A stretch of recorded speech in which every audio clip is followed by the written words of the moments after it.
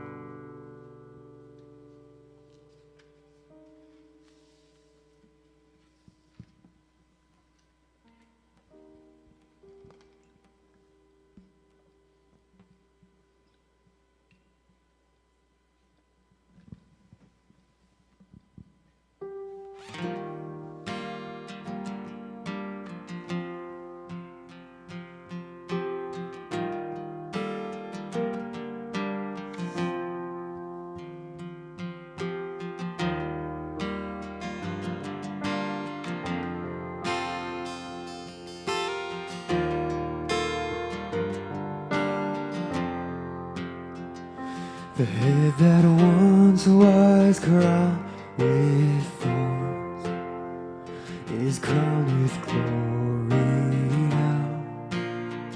The Savior knelt to wash our feet.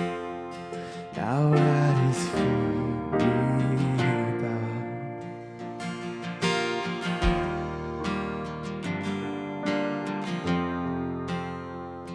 The one who wore our sin and shame, now robed in majesty.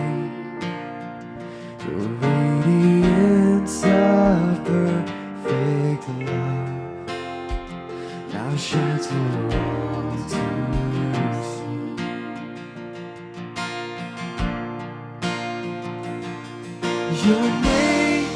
Your name is victory. All praise will rise to Christ our King. Your name is victory. All praise will rise to Christ our King.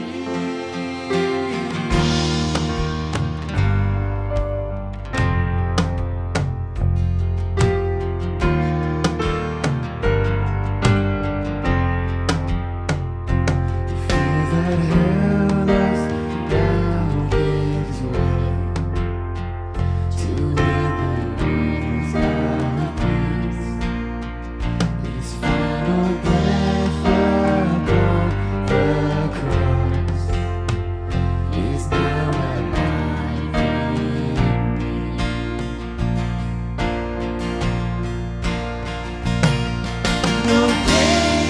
Your name is victory. All praise will rise to Christ our King. Your name is victory. All praise will rise to Christ our King.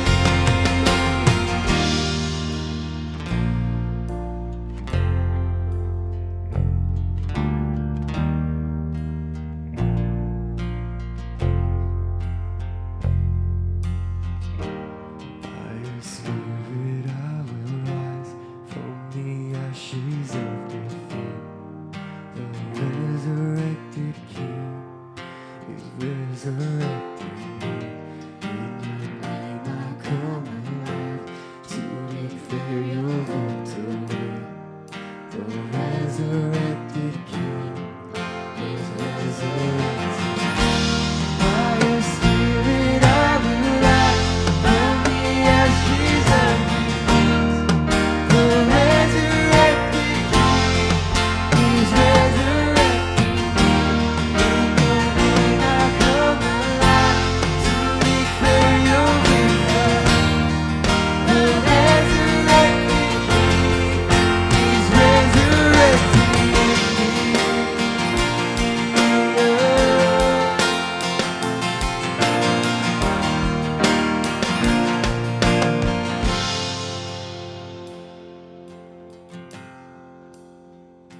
The tomb where soldiers watched in vain was borrowed for 3 days.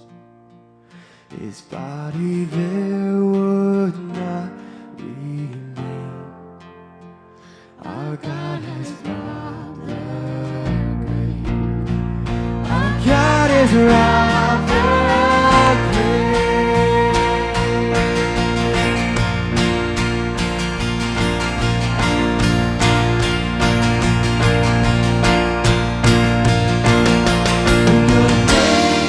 Your name is victory. All praise will rise to Christ our King. Your name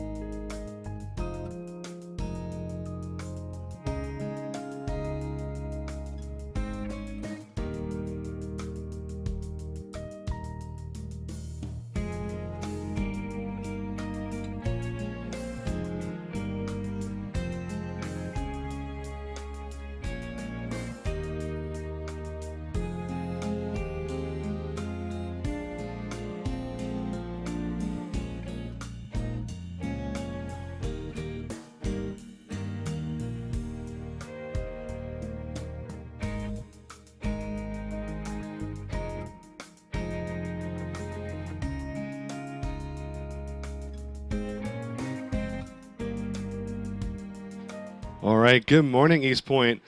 We're glad you're here with us today. We hope that you are home, that you are safe, and you're warm. I'm looking out the window right now, and I'm seeing the snowfall, and honestly, I'm super excited. Call me crazy, but I'm really excited for the snow. Can't wait to hopefully get out there and do some driving in it, and maybe some sledding. So hopefully you're in a place you can be warm, and you can enjoy it as well, however you'd like to enjoy it. We're just glad you're here with us today. If you are new to East Point, you're new here, welcome. We're glad you're here. If you've been here for a while, welcome back. We're glad to see you. Today we just have a few announcements and a few things to get through. So if you're on Facebook and you have the ability, we'd love for you to check in. You can hashtag love God, love others. It's just a great and easy way to let people know that you're here, you're attending, and it's just a great way to share with your Facebook feed, that you're here and that East Point exists, and let people, hopefully join into the great community we have built here. Just a reminder, if you have not yet signed up for our text alerts, if you text East Point to 94000, you will be entered in and you'll get all the updates that we send out throughout the week, on the weekends, and so things like post-service connection,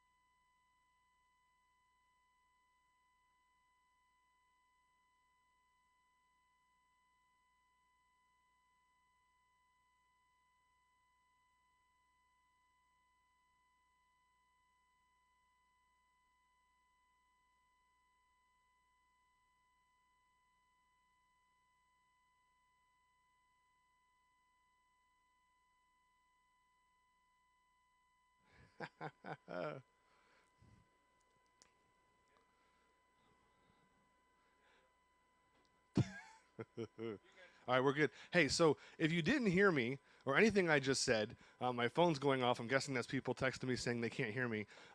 Let's rewind and go back. And so, welcome to East Point. We're glad you're here. If you're new, welcome. If you've been here for a while, we're glad to see you. There's all kinds of cool stuff going on. We are asking that if you're on Facebook, check in.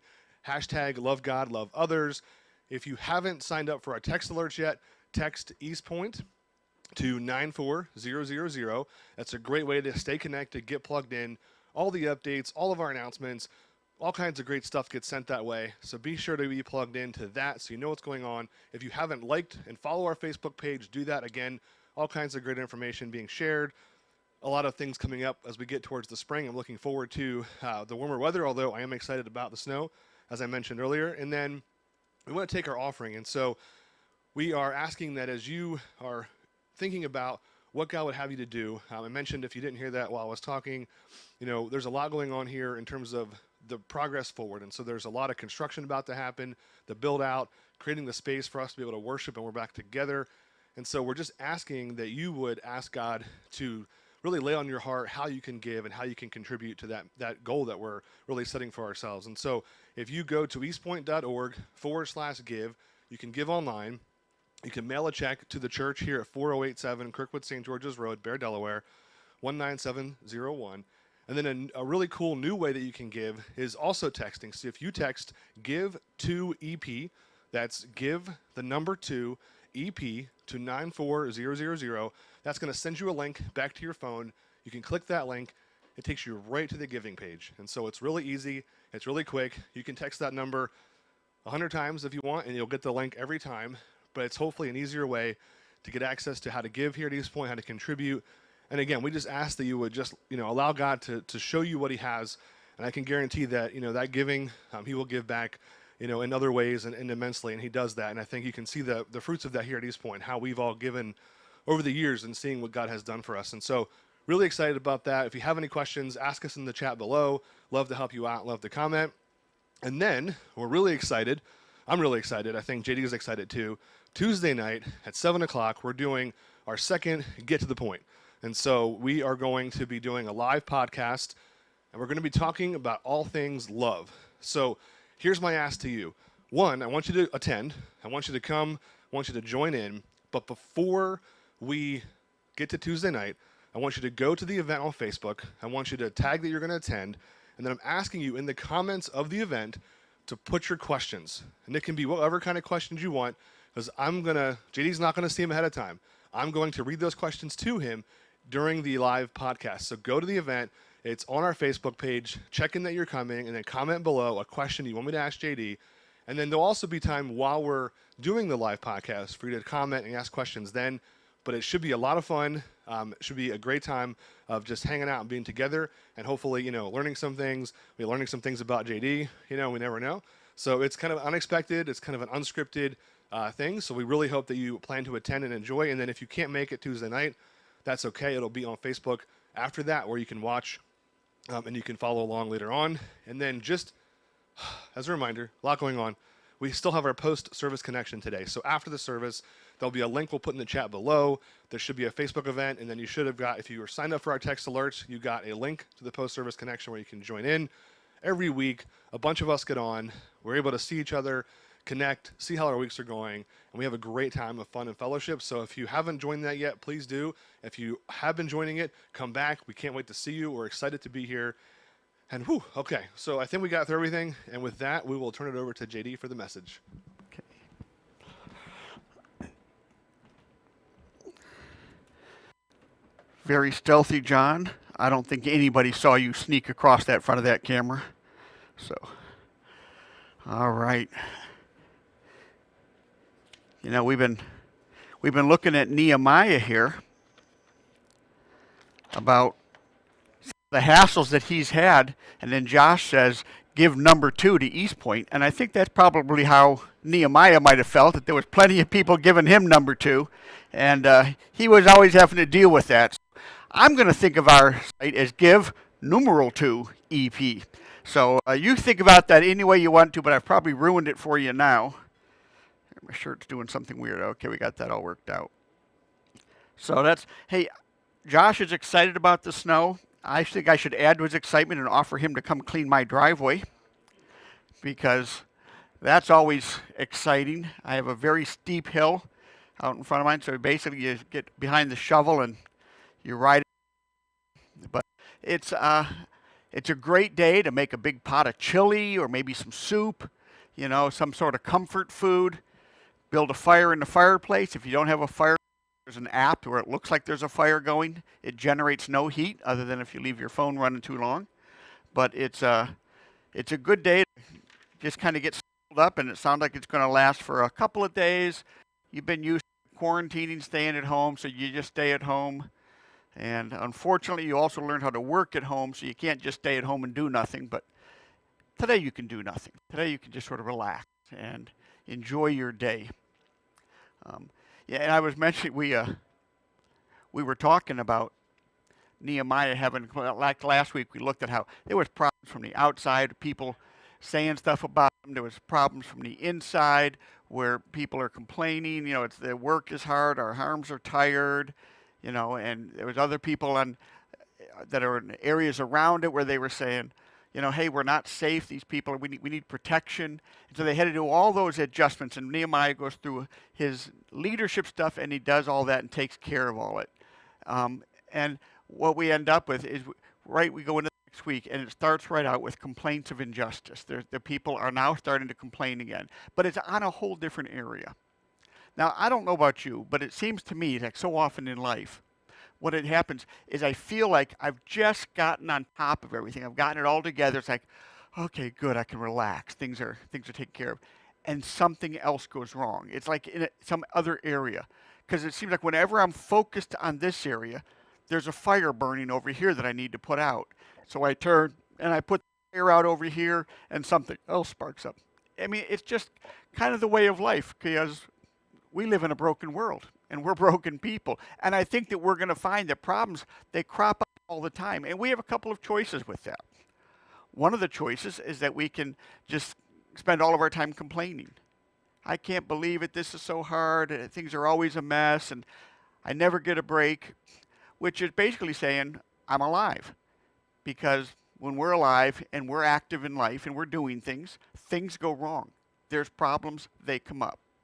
Now, the problems that come up at point in time were unique problems, and they all relate to the issue of community, which is why I titled this one Community, because it relates to how the Israelites dealt with each other, how they handled their relationships, because that's what was going wrong. If you're wondering where we are, we're in Nehemiah chapter 5. We're going to get all the way through chapter 5 this week.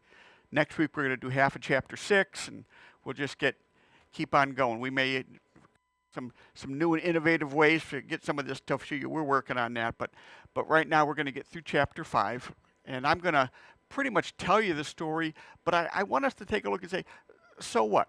What does this have to do with me? How does this affect my life that this is going on? And I love the way when the complaints start coming out, the first verse, and I'm just going to tell you the verse, and you decide what it means. He says, about this time, some of the men and their wives raised a cry of protest against the fellow Jews. And, I think that what goes on here is a lot of times is as guys, we love to think of ourselves as warriors and tough, but it usually is our wives who are the ones who end up saying, something's got to be done here. You need to deal with this, because we're just going to let everything go. I mean, the research is overwhelming, that 85% of the problems or debates in a marriage are raised by the wife. Notice I didn't caused by. They're raised by the wife. And that's because, one, they're more socially sensitive. They understand what's going on, but they have the courage to say, we need to deal with this. And as guys, we keep thinking, if I ignore it long enough, maybe it'll go away. And I wonder if it wasn't that same way here in the first century, because it says, they don't just say that some of the Israelites raised a cry, some of the men and their wives.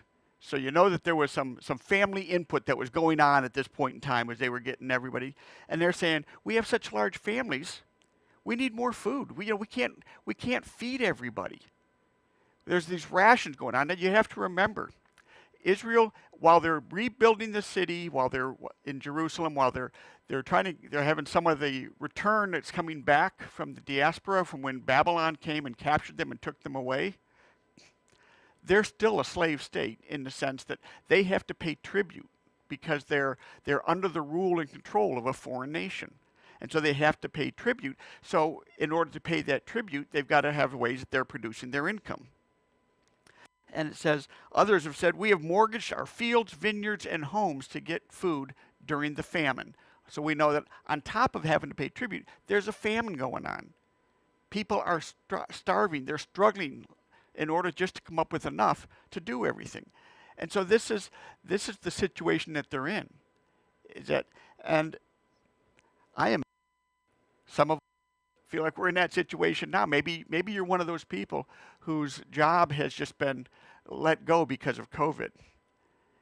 And while the government has done a lot to try to give us with stimulus packages and things that help us to get along, I think that for the most part, most people, they don't want to be dependent upon the government. They don't want to have to wait for it to come in.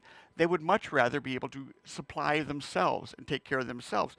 But they can't. And some of you might feel like you're in that thing where you can barely get by. You're just not making it. You have to struggle and scrape and save. And some people have lost their homes because they can't pay the mortgage. Well, this is going on here as well. Because people say we've had to borrow money on our fields and vineyards to pay our taxes, and we belong to the same as those who are wealthy, and our children are just like theirs, yet we must sell our children into slavery just to get enough money to live. So they said we've already sold some of our daughters, and we are helpless to do anything about it, for our fields and vineyards are already mortgaged to others. So what's going on here is they're suffering with all kinds of financial hardships here. And so as the Israelites are suffering, I think that's the next slide. I don't know. Maybe not. Oh, that's still this slide, isn't it? They say, we don't have enough food. We've mortgaged out our property, our vineyards. Now keep in mind, their property is how they're making money. This is an agricultural society for the most part. They're either raising animals, for which you need land. They're doing vineyards, for which you need a vineyard or land, if you're growing grapes. They're having to borrow. And they're doing something that sounds so foreign to us. They're selling their children into slavery. It's a little different than what you think about when you think about modern slavery. but not as much different as it should be, because basically they're saying, my child, you can have my child to work for you, and in return, you are paid a fee for their working, but a very small fee,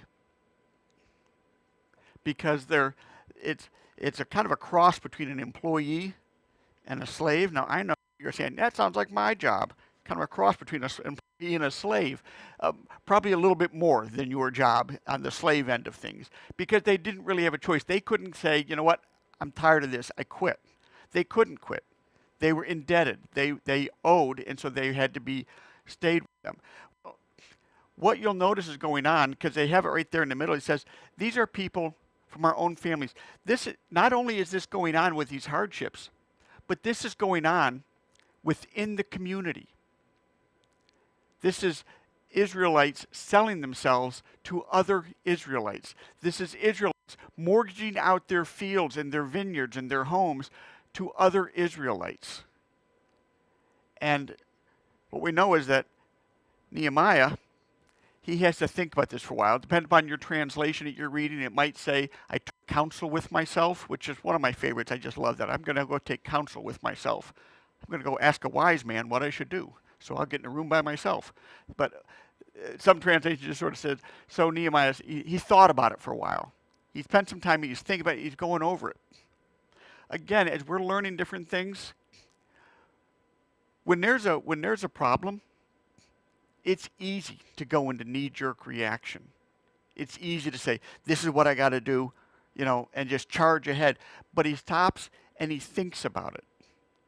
Now, I can't guarantee this. I wasn't there with Nehemiah, but some of the things he says later make me think that part of what Nehemiah was thinking about is, am I part of the problem? Am I doing this? Because Nehemiah is an official. He has more resources than the average person. And so he probably has to stop and say, am I doing this where I'm taking advantage of my brothers and sisters, my fellow Israelites, my church family, if we want to put it in our terms today? Am I taking advantage of them by what I'm doing? And he does, it's because he starts out by saying, when I heard their complaint, I was very angry. If he'd acted immediately, he would have acted out of anger. And as we know from other passages, our anger rarely works out the righteousness of God. That doesn't even happen until the New Testament, but Nehemiah seemed to understand that his anger was not going to accomplish God's purposes. He needed to think about it for a while. But then after he thought about it, he did, I call it managerial courage that he had.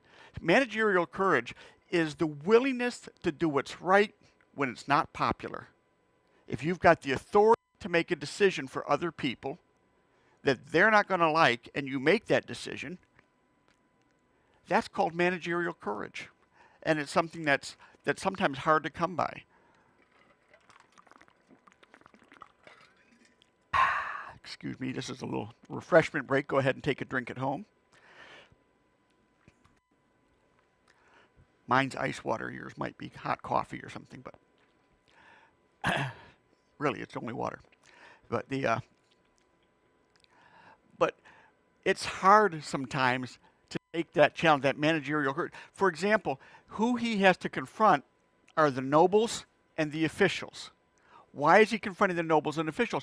These are the people with resources. These are the people with money. These are the people who are basically buying the mortgages. These are the ones who are buying the vineyards. And he says, so I've got to go and talk to my peers.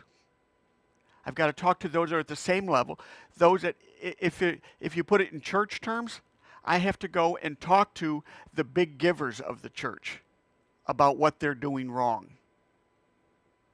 And and it's hard to do it. Or I've got to go talk to this favorite employee that I really don't want to have to confront them, or the employee who's always getting angry. And every time you say anything, they're angry, and now I got to go in front of them on something difficult. It takes a lot of courage to do that. And sometimes And like I said, I think that often guys can be guilty of the thing of saying the problem will just blow over if we just ignore it long enough.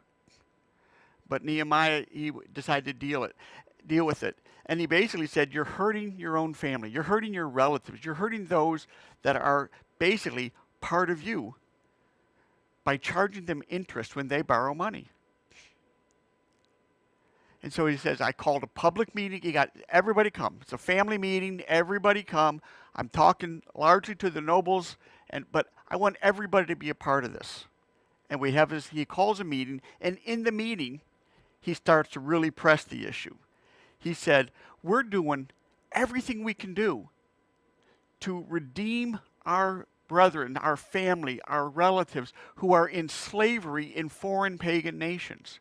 Because, see, for a long time, remember, the walls were torn down. These people were out. They've been sold to other countries. They're impoverished.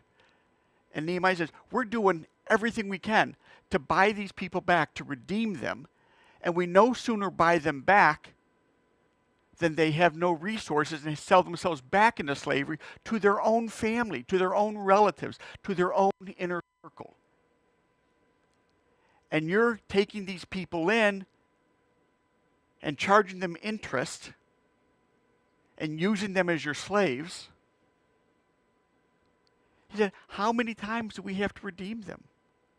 How often do we have to do this? And he goes on even further, and he says, because he tells them that, he goes on and says, what a terrible job you're doing. And then it was like, there's like crickets. There's no sound. There's no feedback. It just, nobody had anything to say. You know, this is scripturally, they're saying that you could hear a pin drop.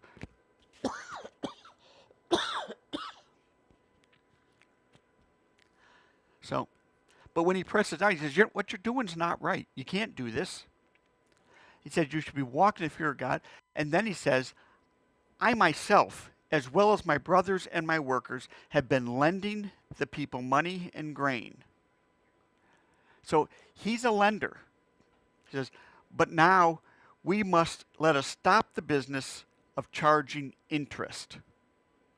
He says, I've been doing this too, but let's not charge interest anymore. So it makes me think that Nehemiah probably was using the same things that were the common at the time, is that you loan money and you charge interest for it. That was a common practice.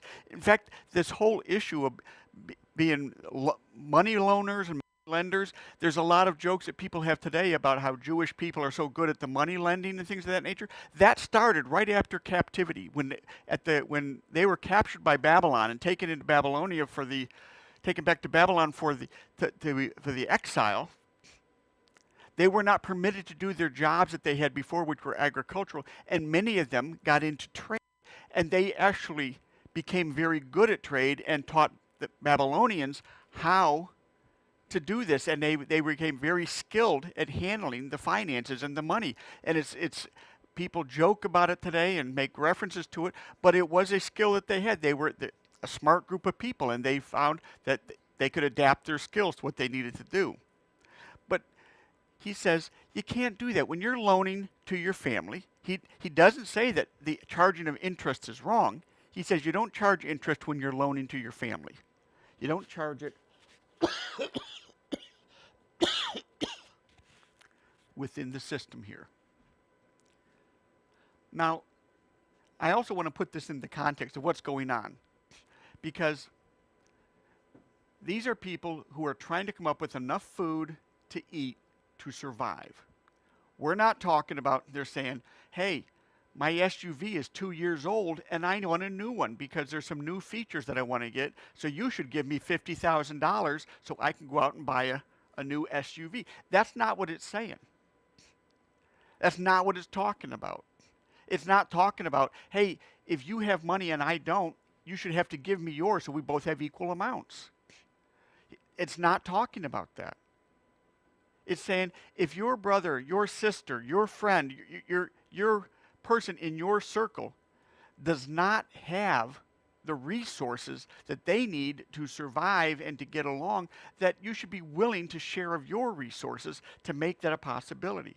He says you have to stop charging interest, and he goes even further. You got to restore to them their fields, their vineyards, their olive groves, their homes, because they even their homes in it, and repay the interest that you've already charged. Pay it back to them. That's a huge call.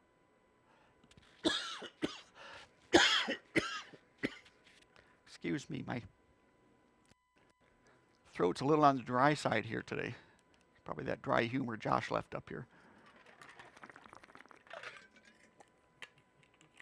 But when I was reading this, I couldn't help but think about this from the perspective of sharecropping, because basically sharecropping is what they do.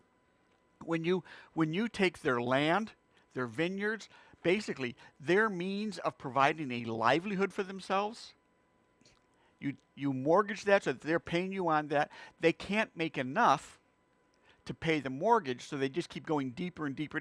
Basically like sharecropping. Yeah, you're going to be able to own all this land someday when you're earning $200 a week and your rent is $300 a week.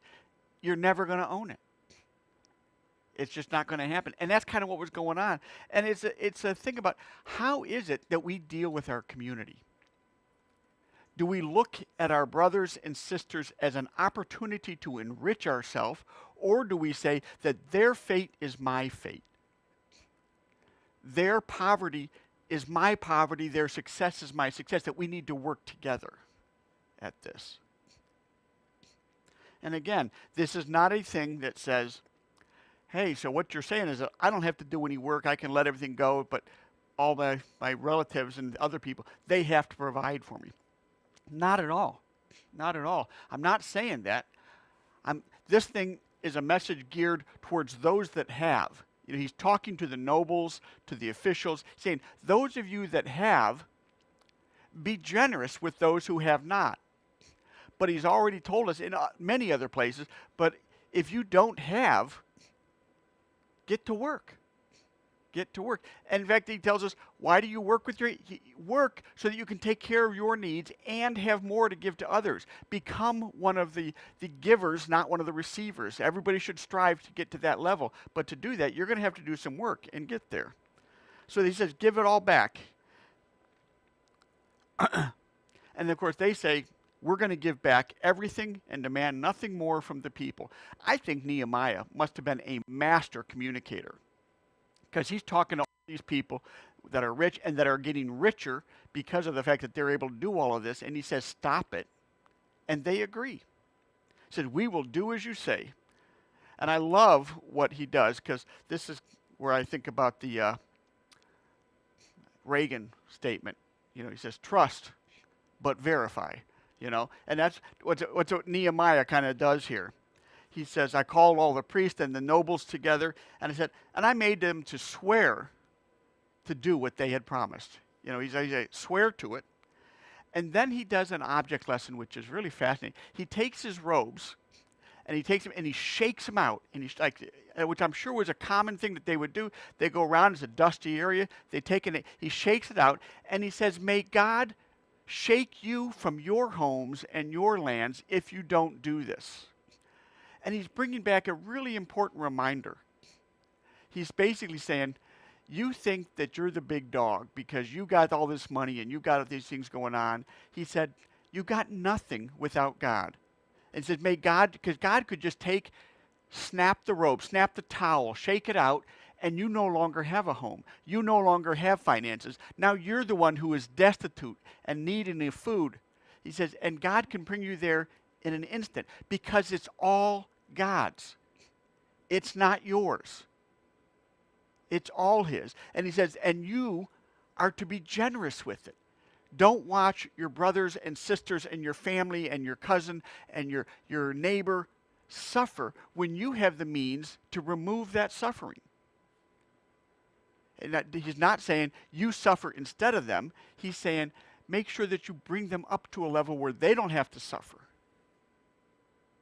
And you're able to do so without putting yourself in suffering. And most of us are much more able to do that than we would imagine. There was a young boy. He was 10 years old, and his mom was working. She worked with nonprofits, and she worked for an organization that dealt with women and children that are sold into human trafficking, sold into slavery. And he heard his mom talking about it, and so he asked her questions one night. 10 years old. What are you were talking about slaves? I thought slavery ended a long time ago. Oh no.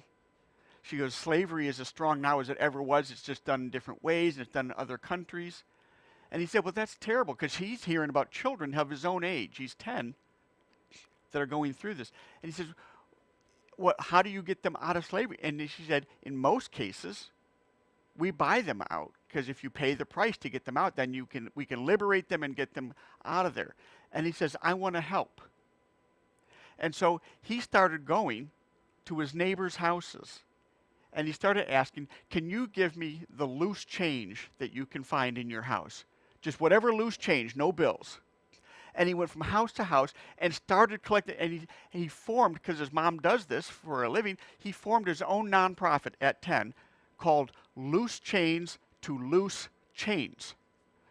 And what he did is he started collecting, and he found out the average home in America has about $200 of loose change floating around inside it. I know that my home has even more than that because I collect coins. And so he would really hit the jackpot at my house if he came and took it all. But it's, this kid grows a multi-million-dollar thing because he went around to say, can you just do that little extra? And hundreds of people were purchased out of slavery into freedom because he said, can you spare your extra? The stuff that you pull out of your pocket at night and drop on your dresser or put into that little bowl or put into that thing that you do. I think he's much older now. He's a teenager at this point, if not in college. The business has grown really large. I think they partner with the International Justice Mission, if you're familiar with them, with Haug or however you, but it's people around the world being rescued from slavery because we don't have the slavery in the U.S. the way we used to. We start to think it's gone. It's not. People around us, our brothers and sisters, are suffering. Every time I go to a developing country, we don't call them third world anymore. I never understood what the second world was either, but we don't go to third world countries, we go to developing countries, which basically means they don't have diddly squat, is kind of what that is basically saying. It's the countries where it's a real luxury if you find a place that actually has toilet paper, or, better yet, that actually has a toilet. Because a lot of the places that I have gone, they say, if you ask to use the bathroom, they point you to where the hole is. And that's what you're going to use. And it's like, these are people that have next to nothing, that are wearing the same clothes when I see them that they were wearing 2 years ago when I saw them. And it's not because they just happened on that day to be putting that back on, but because it's the only set of clothes they have. Okay? And I look at that and say, that's my brother and my sister. And so my heart moved. Now, that doesn't mean I go there and start throwing money at them, because that would be disastrous. That wouldn't be a good thing for them to do. So what we tend to do in Africa is we teach skills and things like that where they can support themselves, and we give resources that help them get that little edge up so they can really do well with that. But my point being, we have to be looking out for each other. We have to be in this together. We have people in our body in East Point who have needs from time to time. And those of us who are able to should be looking and say, how do we take care of that? How can we step up and support? Josh was talking a little bit earlier about the fact that we've got some big projects going on here that's going to require all of us to step up. And most of us are thinking, well, I can't afford to do that. We can all afford to do what we want to do, is what it comes down to. We don't need near as much as we think we need. I've got enough tools that I could run several different trades out of my truck. I could run plumbing, I could run electrical, I could do a carpentry. Do I need all of that? No, I really don't. But it's one of the reasons why I try to make it part of my mission that I'm always going to use them in service whenever possible. And whenever somebody asks me, JD, can I borrow this tool? I say yes, because I think tools are meant to be used. And my garage is probably the most expensive room in our house. So that's an important thing for us to do. But we can dig deeper than we thought. And we got these big projects. We're going to dig deep. I know that Judy and I are in prayer about what are we going to do? How are we going to be able to contribute towards what happens next? Because it's going to take sacrifice on all of our parts. So I want us to be thinking about that, thinking about the sacrifice, but don't make this sacrifice like, oh, we're doing something special with the sacrifice because we're building something. No, I think sacrifice should be a style of life. I think it's how we should live from day to day, that if we know that our friends are in need, that we take care of them. I think about it, a few years ago, well, several years ago. Time goes much faster the older you get, so it's zipping by for me now. But had a friend who got taken advantage of and lost thousands of dollars. And I had been saving for a table saw that I want. I talked about before, my saw stop that I want. And I took that savings and I gave it to them because it seemed to me that my desire for an upgraded table saw really paled compared to this family's need to take care of. Basically, they needed transportation, was what they were looking for. And they didn't have the money for transportation anymore. And so I gave that to them. They were grateful, but I was like, you know what? To me, this is the only right thing I can do. Later, in other years, when I hit some hard times, this same family ended coming back to me and helping bail me out when I was in trouble. Because that's how family works. That's what we do. We take care of each other. And that doesn't mean, again, that we take advantage. We don't say, hey, I want a new toy. Give me the money for it. But it means if you're suffering, then I'm going to suffer with you or bring you to the level where neither of us is suffering. But we're going to be in this together. So let's pray. God, I thank you for Nehemiah to over and over again show us this model that he has of how do we get things done. And part of the way that we get things done is making sure that we're all on board, that we stay together, that we take care of each other's needs, that we not take advantage and that we see, hey, here's an opportunity that we can get rich on it. Here's some suffering that's going on, so let me see how I can capitalize and get rich while everybody else is struggling. We thank you for this model that says we are family first, and that's what's more important than us getting individually wealthy. Help us to do that, Lord. Help us to be generous with what we have. Help us to consider each other and be willing to confront each other when that's not what's going on, when we are being selfish, when we are being stingy. Help us to confront each other and have that managerial courage, as it's so difficult to do. But help us, Lord, and help us to take an honest and strong look at ourselves to see where we are guilty of being much more concerned about our comforts than our friends' or neighbors' survival. In Christ's name, amen. We have a post-service connection. If you'd like to join us, you should have gotten the text if you've done on that thing. If not, check on the notes there. We're good to go.